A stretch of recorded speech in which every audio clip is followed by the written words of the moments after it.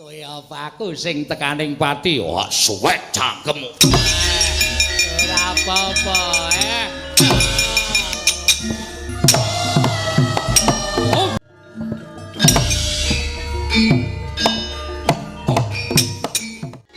Bontek. Ora kono sing iso dijagake. Wadya bala cilik-cilik pun ngantun pinten glintir wedha cacat ana sing timpal pundhake, ana sing buntung sikile. Ana sing cacat tangane, ana sing bedah dadane.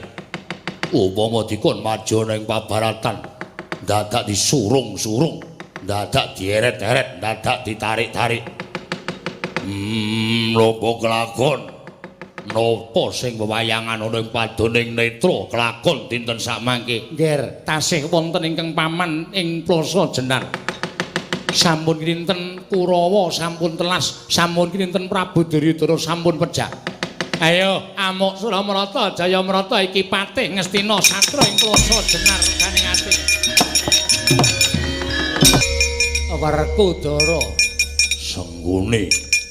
Wah, nganti kahanane kedadian kaya ngene merga saka cangkemmu. Akeh wong dadi kurban merga saka patrapmu lan watakmu. Kowe wis seneng iso ngobrak-abrik katentremaning Kurawa lan Pandhawa. Wong tuwa mawa wisa cangkeme. Ora sandadan cerewet. Kaya apa aku sing tekaning pati wah suwek cangkemmu. Ora apa-apa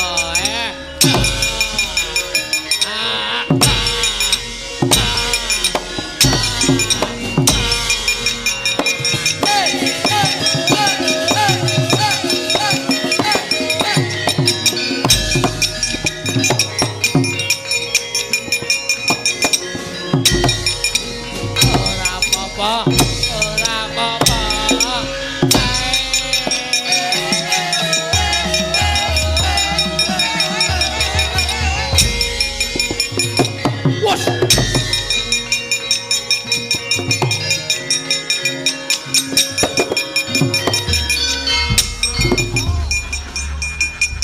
Petruk kowe arep ngapa? Setan lha kok dadi ampuh banget iki. Ndara Werkudara nganti gila digejlek di sudung wancana kok ora apa-apa. Ora apa-apa. Ayo tandang ana legane atiku. Ora apa-apa. Welem ora apa-apa. Ora apa-apa. Aduh. Ora apa-apa.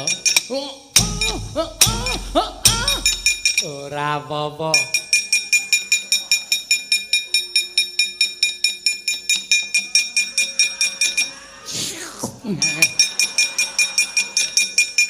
Gah aku ndas kok dimut.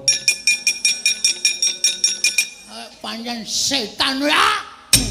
Ora apa-apa. Ayo Pandhawa kon maju bareng kene. Aku ora bakal mati. Ora apa-apa. Ora apa-apa. Candak kowe. Aya. Ora apa. Udus wajat. Iya. Wah. Iya. Wah. Iya. Oh, jet. Wah. Iya. Oh, ayo. Ayo. Aya. Ora apa-apa. Ayo. Ayo kanca ngayahi karyaning Praja Kere. Piye reng? Nganti megap-megap aku terus. Mesa ora apa-apa. Ayo aja mlayu maju bareng Pandhawa lipa jane.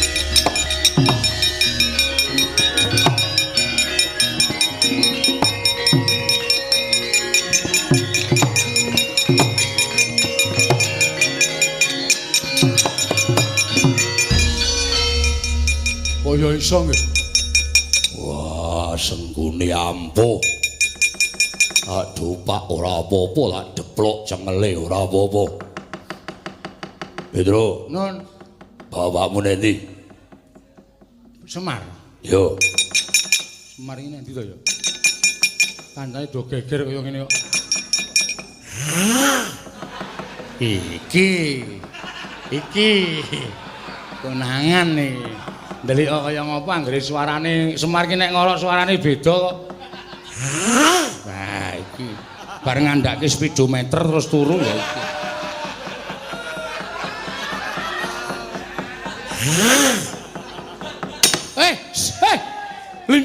Lindu guntung motor.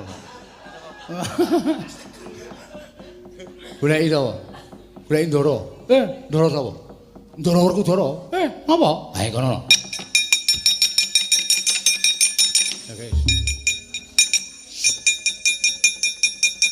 Enten apa, Den? Sengguni maju Senopati. Terus tak kapak-kapake ora apa-apa. Tak suduk kuku Pancanaka ora tedas. Wah, Semar kuwi kondo piye? Sampeyan lali jaman rebutan Lisah Tala biyen.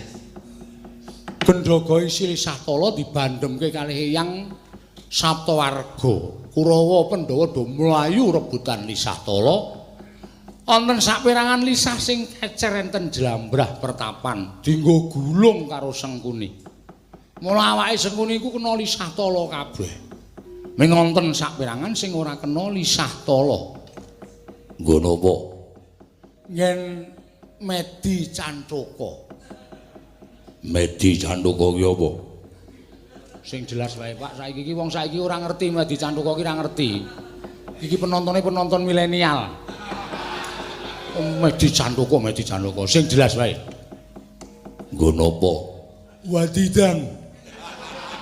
Iki angel meneh wadidang. Nggo napa gek terus terang? Nggen silit.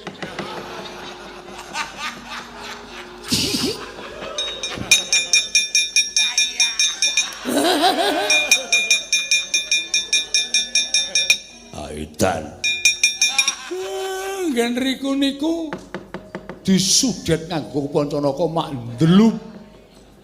Engko tuh diblerek munggah mudar Sengkuni. Wah, jijik. Ampun gagas jijik. Nek gagas jijik Sengkuni urip napa sampean gelem Sengkuni urip? Wah, Petro melu. Nggih.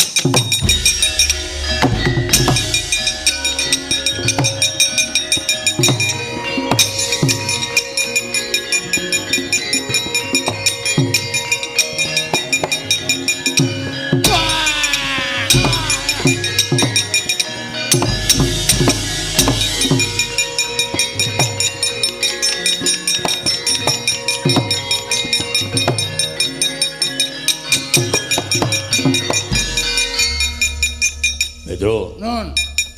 Wah, jarine dicopot. Siap. Apokmu kapan? Aku arep ngapake. Werkudara aku ora apa-apa. Aku ora iso mati. Wis, Nggih. Ora.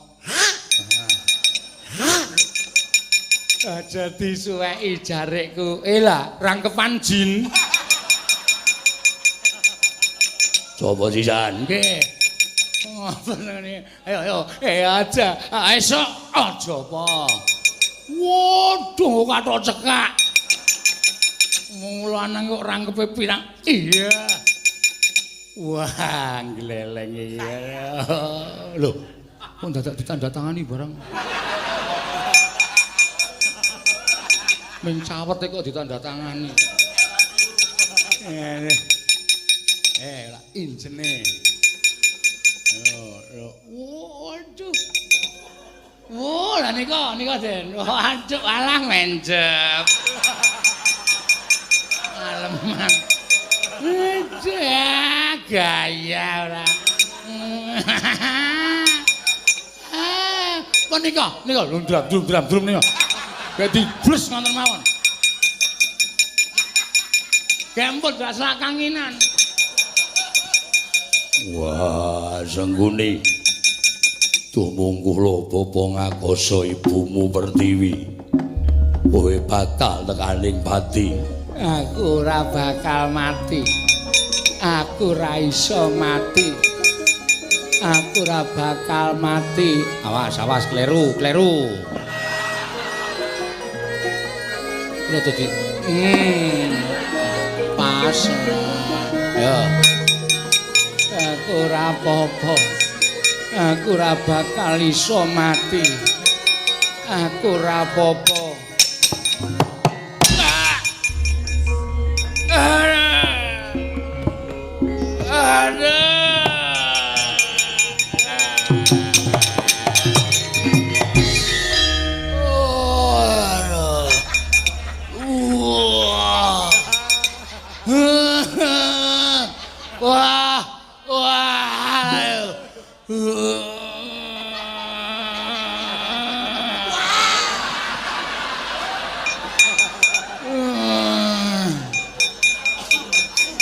Gang,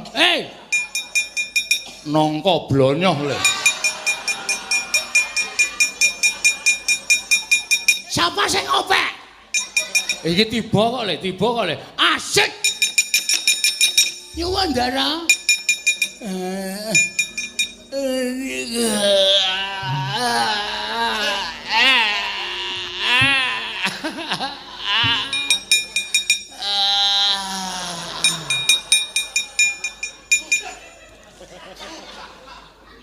Kok gedang kluthuk ta, Tru?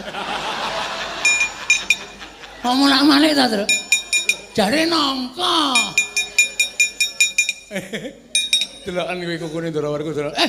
Gilan. Mati aku rasen ayo. Ada. Oh.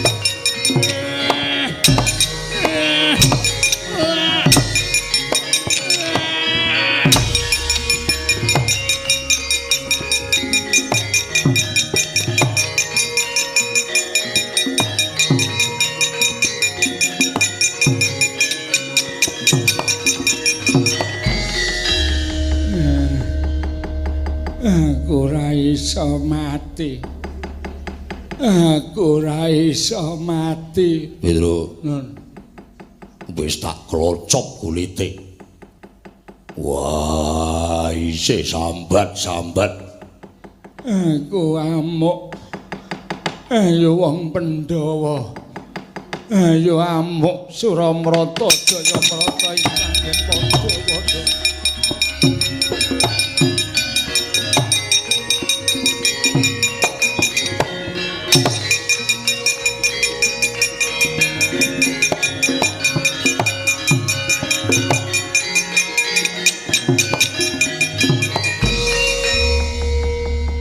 Ayo aku dadi senopati. Kresna kakangku, Piye? wis wujud kaya oncekan gedang. Kulite tak klocot ning ora modar. Werkudara, Apa? Sengkuni ora mati. Jalaran Sengkuni karo Duryudana kuwi wis tau sumpah sebaya mukti, sebaya mati.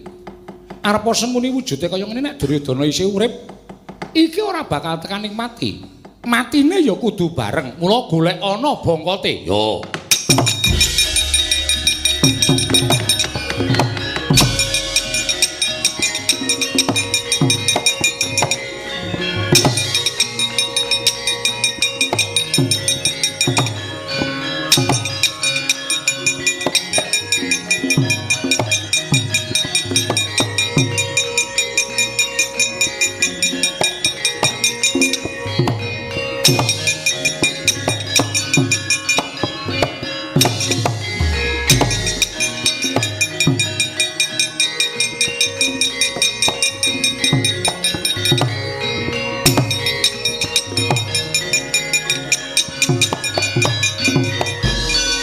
Yayi. Wonten dawuh. Sedaya para senopati negari Ngastina sampun ludes keles datan posisa. Nggih. Namung kantun Yayi Prabu. Samenika kados pundi? Mumpung tasih wonten kalodhangan, kadang-kadang kula para Pandhawa kepareng maringi pangapunten dhateng Yayi Prabu Duryudana supados emut dhateng Purwadasina. Sinten? Sinten sing dikueling? Manganggep kula wong edan. Manganggep kula wong ora genep. Panca indriya kula tasih genep, aja dianggep wong edan. Lelakon iki pancen wis kula dadaki, wis kula lakoni. Kula wis tau ngucap Ngastina bali wonten panguwasaning para Pandhawa, nek tugel gumlundhung ndase Duryudana. Menawi pekaten keparengipun kula namung jumurung ndederek. Lajeng sakmangke kula namung nengga dawuhipun Yayi Prabu Ngastina. Lho, menungso sing wis ngentek-entekke prajurit birang-birang. Ora lega rasane ati kula nek ora ngokop gedhe Werkudara.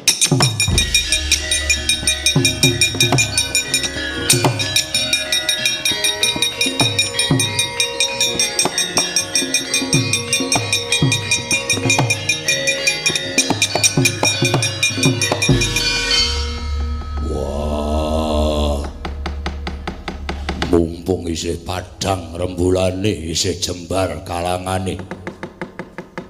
Duryudana tak njaluk kowe elinga marang dalan sing bener, ora usah mejang kaya menita mulang kaya guru.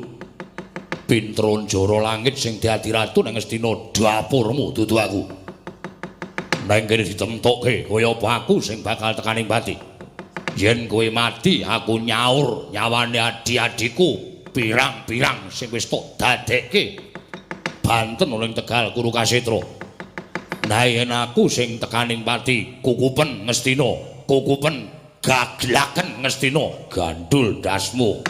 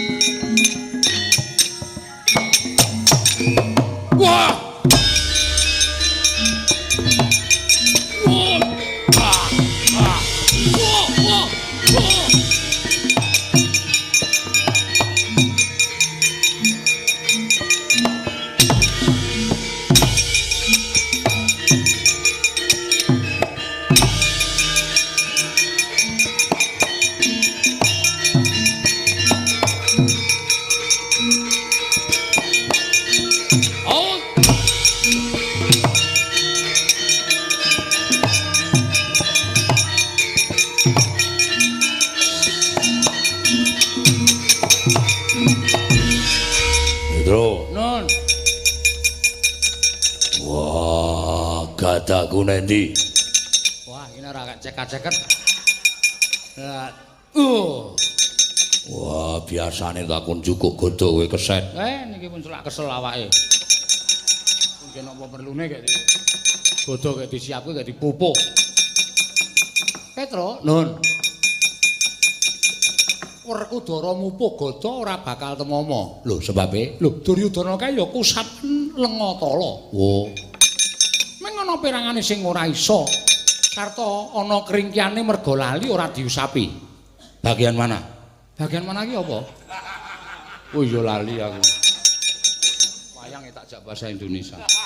Bagian pundi? Bagian ki apa? Anu, sing pundi sing ora diusapi Lisatala? Pupu sing kiwa, Petro. Oh nggih. Werkudara. Nggih.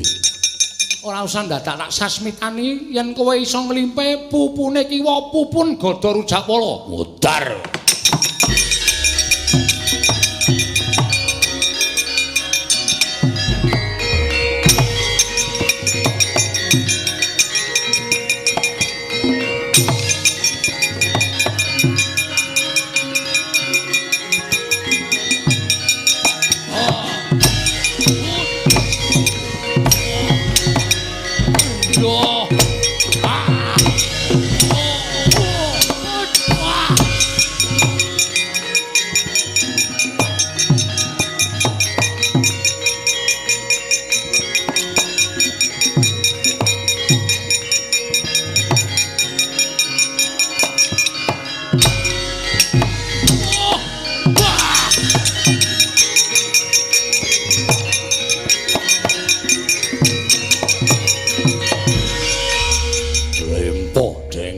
Dengklek. Ora iso nglawat. Ak pupuh nganggo godho pupumu sing kiwa ndeprok. Ayo sambato. Werkudara.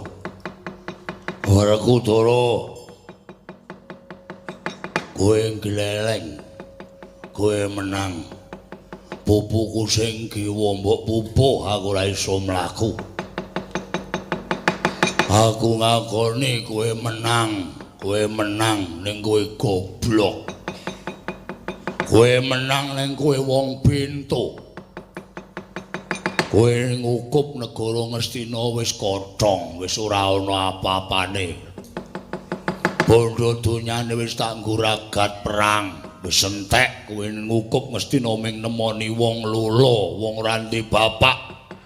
Wong sing padha lempoh merga kesempyoke ngaradan peperangan. Kowe nglakoni perang gedhe kanthi pawadan, kabecikan, katentreman, budi luhur, kabeh mau mung telek. Ora ana ning jagat iki budi luhur, kabecikan, katentreman, kabeh wis ilang, kabeh wis musna. Yen kowe gegeki babagan kabeneran sing arep benerke ngono apa aku tak takon. Ngastina wis rusak, Ngastina wis entek. Kowe ngakoni yen to kowe sadya ingkang njejegake marang bebener lan kautaman sing endi? Kowe ora ngrumangsani, kowe aling-aling kautaman. Kowe aling-aling bebener ning jane kowe iki getih-getih letek. Pandhawa kuwi dudu satriya, Pandhawa kuwi menungsa. Sing asale saka getih sing reget. Puntadewa kae dudu anake bapakmu Pandhu, kae anake Sang Hyang Bathara Darma. Kowe kuwi ya dudu anake Pandhu, kowe iki anake Sang Hyang Bathara Bayu. Janaka kae anake Sang Hyang Bathara Asmara.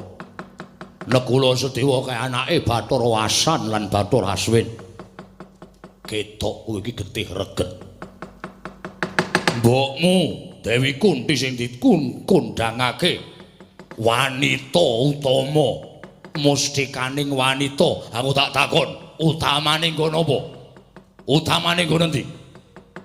Mbokmu Dewi Kunti kae ora beda kaya wong pelanyan.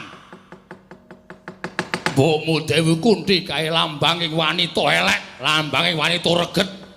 Kae bar ditumpaki Bathara Darma, ditumpaki Bathara Bayu, ditumpaki Bathara Asmara, kae wong wedok remeh, kae wong wedok murah, kae wong wedok pelanyan bajingan.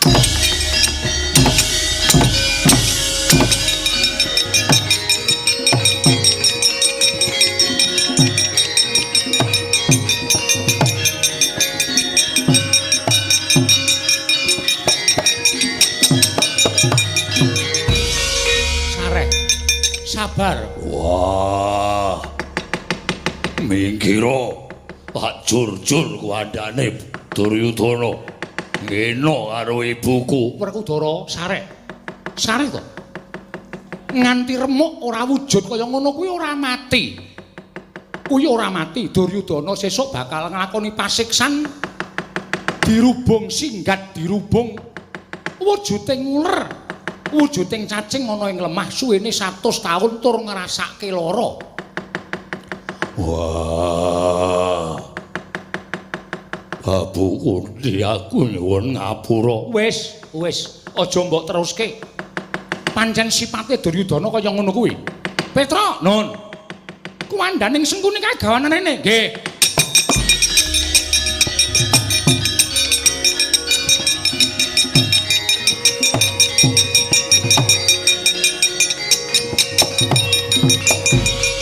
Barengipun wong loro iki ora iso mati nek ora dadi siji. Werkudara, Nggih. cangkeme Duryudana kae sembreten. Petra kuwandaning sengkune iki jejelna ning cangkeme Duryudana. Nggih.